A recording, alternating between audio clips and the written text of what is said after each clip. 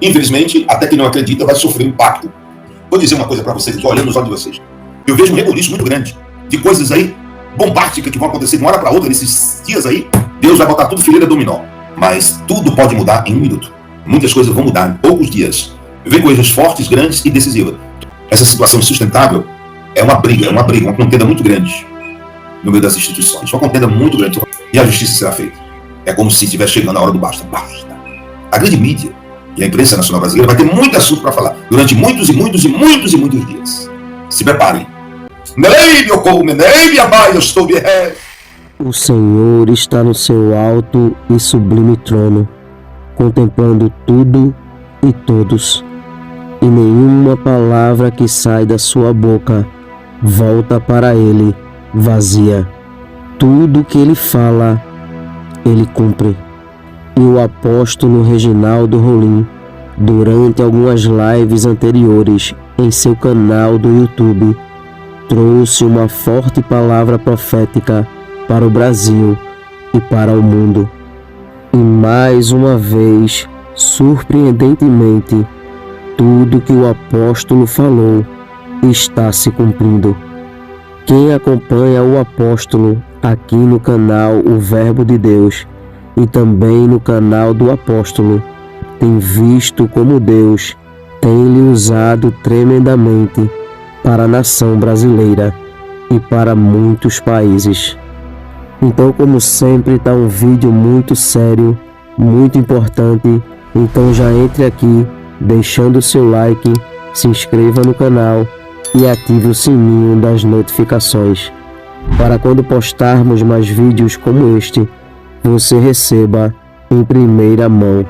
E também para que o algoritmo do YouTube reconheça que este vídeo é relevante e compartilhe para mais pessoas, fazendo assim uma grande corrente patriota. Fique agora com mais uma palavra que está se cumprindo, dita pelo apóstolo Reginaldo Rolim. Confira. Ainda Deus lança fora todos aqueles que se propõem à vontade do Altíssimo, do Todo-Poderoso na sua vida. Eu estava hoje conversando com um amigo, nós estávamos orando e conversando, e esse amigo, um coronel, e eu falava com esse amigo coronel, e ele dizia, olha, a sua parte espiritual, o que você tem a dizer?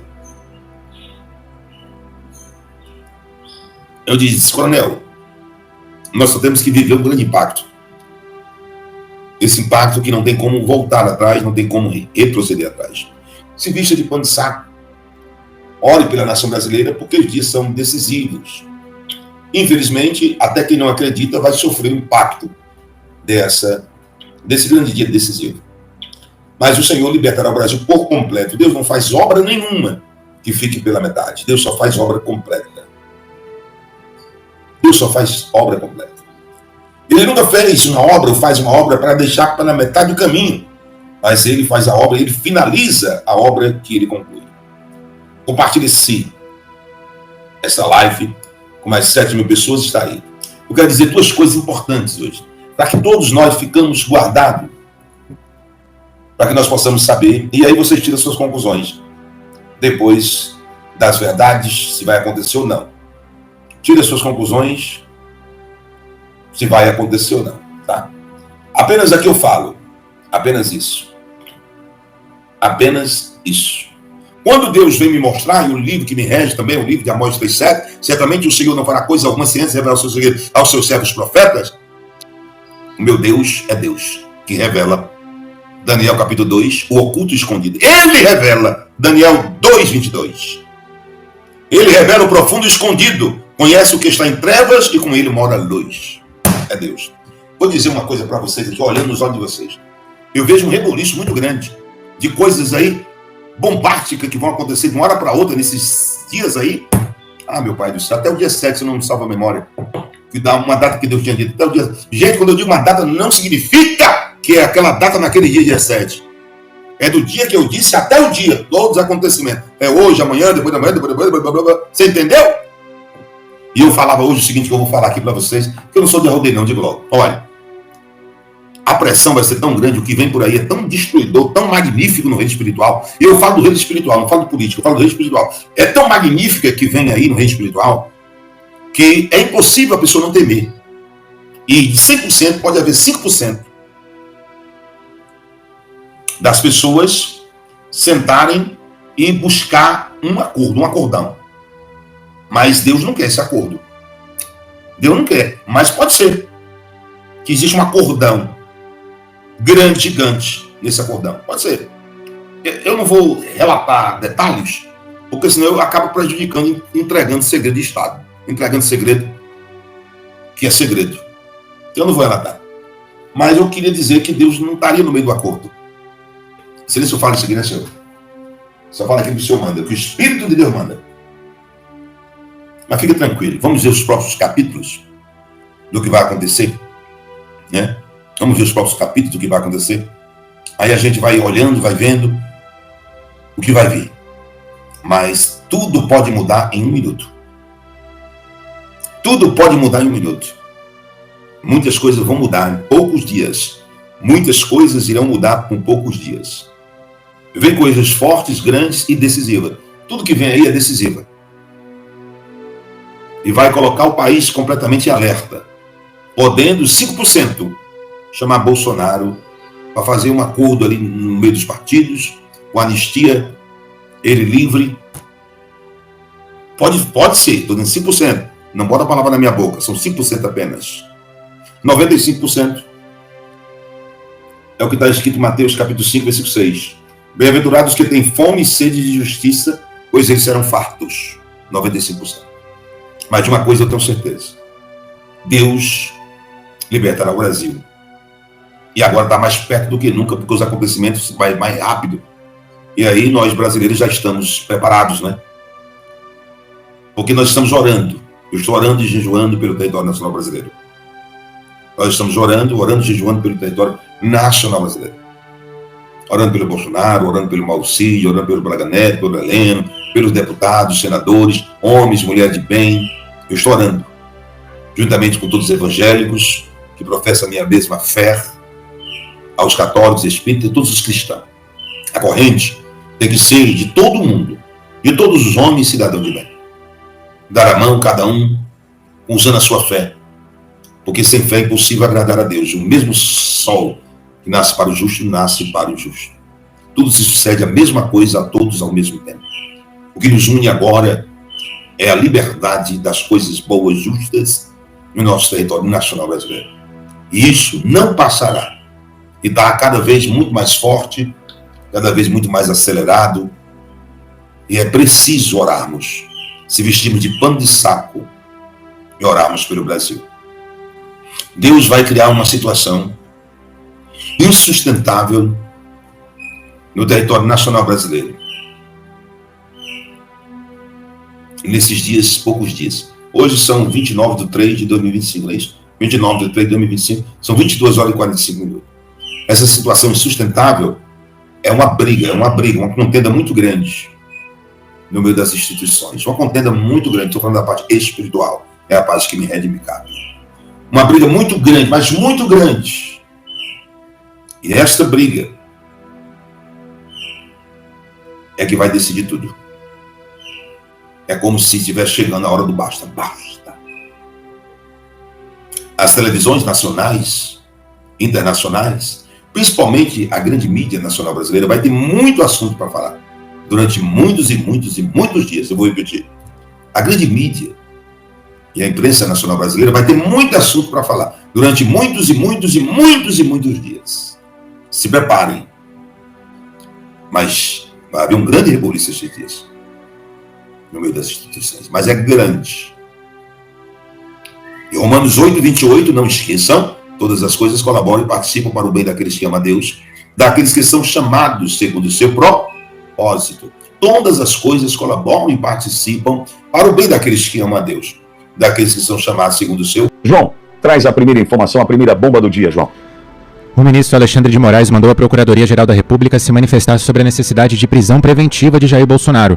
Obtido pela coluna de Paulo Capelli do portal Metrópolis, o despacho foi assinado pelo ministro no último dia 18. ao analisar uma notícia-crime protocolada contra o ex-presidente. Moraes quer que a PGR avalie se a prisão de Bolsonaro é necessária a fim de garantir a ordem pública e a instrução processual. Prisões preventivas, lembrando, duram tempo indeterminado e são decretadas pela Justiça antes mesmo que o réu seja julgado. Além disso, o ministro determinou que a Procuradoria opine se, ao convocar atos pela anistia, Bolsonaro cometeu os delitos de obstrução de justiça, incitação de crimes contra as instituições democráticas e coação no curso do processo. São esses pontos, aliás, que justificariam o encarceramento do ex-presidente antes de eventual condenação pela primeira turma do Supremo Tribunal Federal.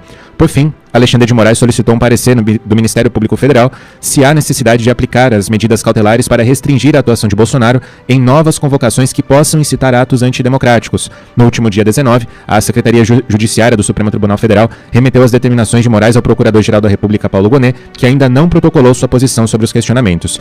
As solicitações de Alexandre de Moraes à PGR têm como origem uma notícia-crime protocolada por 2 advogados que argumentam que Bolsonaro teria tentado obstruir a justiça e incitar novos atos que comprometam a ordem pública e a estabilidade democrática, bem como coação no curso do processo. Esse documento, Pitoli, é assinado pela vereadora Liana Cristina, do PT de Recife, e por Victor Fialho Pedrosa. Ao pedir a prisão do ex-presidente, a dupla argumenta que Bolsonaro teria incorrido em irregularidades ao usar as redes sociais para convocar atos pela anistia a réus condenados no 8 de janeiro. Pitoli. Vamos lá, Olavo, eu começo contigo e diante desse pedido de Moraes para que a PGR, nessa triangulação perigosíssima que a gente vem tratando aqui já há tempos, quando a gente fala de Polícia Federal de Lewandowski, de Lula, no PGR, na condição de PGR, Paulo Gonet, sócio ou ex-sócio de Gilmar Mendes, e o Supremo Tribunal Federal, que a gente sabe o que pensa. Aí no meio tem o pedido do Moraes para o PGR opinar sobre a convocação dos atos pela anistia, se Bolsonaro cometeu os delitos de obstrução de justiça, incitação de crimes contra as instituições democráticas e coação no curso do processo. Tá certo isso, Olavo? Entender o setup desse contexto. Como está esse contexto? Qual é esse setup? Qual é essa cena? A cena é: ontem Alexandre de Moraes esteve na Câmara dos Deputados, um dia de pressão em relação ao projeto da anistia. Lá estava também Alexandre de Moraes. Quando um tribunal começa a atuar de maneira política, ele deixa de ser tribunal. Então nós temos visto essa atuação política do STF. Esse é o setup. Pois bem, essa vereadora diz que Bolsonaro está criando um ambiente de instabilidade institucional. Bom, é uma frase de alguém desacostumado à democracia. Primeiro, quem cria ambiente de desestabilização institucional é um governo que nunca saiu do palanque, é um presidente que nunca saiu do palanque. É um tribunal que aplica penas exorbitantes a olhos vistos, onde sequer, na minha opinião, não haveria crime. Esse tipo de denúncia, amigo Pitoli, amigo ouvinte, deveria ser rejeitada de pronto. Chegou, rejeita, arquiva. Não, mas nós temos aquele setup que eu coloquei lá no começo. Tem um setup político nisso tudo. Então manda lá, olha, Gonet, analisa esse pedido de prisão, PGR, analisa esse pedido de prisão. Só lembrando que esse pedido de prisão foi feito lá no final do mês de março, parece dia 23, se eu não me equivoco. 18 de março, protocolado, só me engano, 19. Isso, eu acho que o despacho me parece que é de 23. O prazo começaria 23, 5 dias. Silêncio da PGR, nós também abriu, o prazo já foi. Será que se aguarda aquele timing, aquele tempo, aquele prazo, ou aquele contexto ideal para uma decretação de prisão? Decretação essa que não teria nada a ver com a denúncia. Insisto na frase: quando um tribunal se envereda pelo caminho da política, ele deixa de ser tribunal. Silvio, às vésperas da manifestação, a matéria é publicada pelo portal Metrópolis, né, sugerindo um cronograma, um calendário, né, já que o prazo não foi cumprido pelo Gonet, eu já olho para o calendário do dia 6. Mas eu acho que está calculando mal, né, tanto a PGR quanto o ministro Alexandre de Moraes, né, o resultado de uma prisão do presidente Bolsonaro. Eles, aliás, Silvio, eu ouvi de um parlamentar tempos atrás, numa conversa que teve com o ministro do Supremo, eles estão calculando que não haverá comoção, né, popular com a prisão do presidente Bolsonaro. Mas às vésperas de um pedido que será atendido pelo presidente Bolsonaro para que o brasileiro volte às ruas, eu entendo que o cálculo foi feito de maneira equivocada, Silvio. Olha, eu acho que o doutor Olavo traz um ponto central nessa discussão. O ministro Alexandre de Moraes, que preside todos os inquéritos que correm no Supremo Tribunal Federal, né, sabemos que são mais de 20 inquéritos, 21 foi o último número divulgado pelo Supremo Tribunal Federal, poderia ter simplesmente arquivado de ofício um pedido que parte de uma vereadora do Recife, uma vereadora do PT. Então imagine se todos os vereadores do país, se todos os cidadãos, imagine se todo mundo agora for bater a porta do Supremo Tribunal Federal para pedir a prisão do presidente Jair Bolsonaro, para pedir algum tipo de punição ao presidente Lula, para pedir algo em relação a ministros. O Supremo Tribunal Federal vai virar o quê? Então não precisa mais, no Brasil, ter ordenamento jurídico, não precisa mais ter hierarquia do judiciário, não precisa mais de tribunal de primeira instância, porque tudo bate no Supremo Tribunal Federal. Qualquer um pode oficiar e o ministro Alexandre de Moraes vai atender. Ele encaminha isso para a Procuradoria-Geral da República e aí tem duas leituras possíveis. Ou ele já sabe que a PGR pode dar um parecer favorável e a intenção dele, de fato, é prender o presidente Jair Bolsonaro, ele tem essa obsessão há muito tempo, ou então ele vai argumentar que simplesmente correu o rito. Olha, eu consultei a PGR porque isso faz parte de uma certa liturgia, mas o pano de fundo é uma ameaça evidente e uma ameaça permanente de prisão do presidente Jair Bolsonaro. Foi assim lá no ano passado, inclusive numa época parecida do ano, em fevereiro, março, quando até ameaçar uma baleia foi a acusação que as pessoas diziam que o presidente Jair Bolsonaro podia ser preso naquela semana, porque as pessoas da imprensa, eu me refiro, da imprensa tradicional, por conta de uma baleia, por conta de joias, é uma cortina de fumaça. Mas esse é o pano de fundo. É uma intimidação em relação à Avenida Paulista completamente lotada, que estará no domingo. Assim como Copacabana respondeu, o paulistano e muita gente virá de fora da cidade de São Paulo para essa manifestação. Essa passeata é uma passeata pela anistia de presos políticos no Brasil. É uma tentativa de comover o judiciário e ampliar o apoio para que essas mães, pais, avós, cuidadoras voltem para os seus filhos. Entendo eu também que é motivo de superlotar a Avenida Paulista. Até para mostrar o seguinte, ministro, o senhor está tomando as suas decisões aí, provocando a PGR, que para mim, né, fica ali, sabe aquele time que se sente dono da bola, que fica batendo no meio campo? Moraes passa para o Gonê, que passa para o Lewandowski, que passa para o Gonê, que passa para Moraes, fica triangulando ali a bolinha, tentando ganhar tempo, se sentem o dono da bola, o dono do jogo, só que nós precisamos mostrar que o povo é o dono dessa história toda. E outra, pedir para a PGR opinar se Bolsonaro está cometendo delitos de obstrução de justiça por convocar os atos do próximo domingo, ou ato do próximo domingo, incitação de crimes contra as instituições democráticas.